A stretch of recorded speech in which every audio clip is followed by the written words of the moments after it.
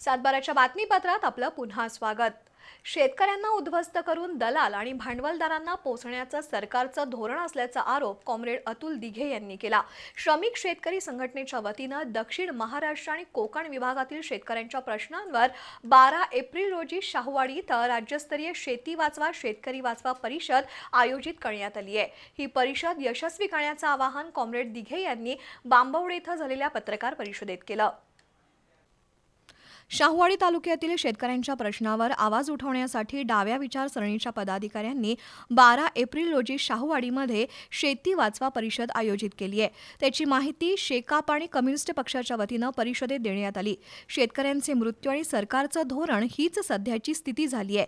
जंगली प्राण्यांपासून संरक्षणाचा अभाव, जंगलतोड, केमिकल प्रकल्प, सौर ऊर्जा प्रकल्प, गॅस प्लांट, महामार्ग यामुळे शेतीवर मोठा परिणाम होतोय।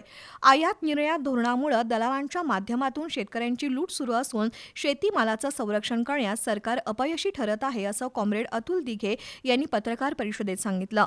देशात व्यापारी, दलाल आणि भांडवलदारांचं वर्चस्व वाढलं असून भूमिपुत्र शेतकरी मात्र उद्ध्वस्त होत असल्याचं दिघे यांनी नमूद केलं। शाहूवाडी इथं होणाऱ्या परिषदेला राजाराम सिंग, माजी खासदार राजू शेट्टी, पुरुषोत्तम शर्मा, राजेंद्र बावके, उद्धव शिंदे, किशोर ढमाले, एस.सी. जाधव उपस्थित राहणार आहेत। पत्रकार परिषदेला स्वाभिमानी शेतकरी संघटनेचे तालुका अध्यक्ष सुरेश माऊटकर, भैया थोरात, राजाराम मगदूम उपस्थित होते।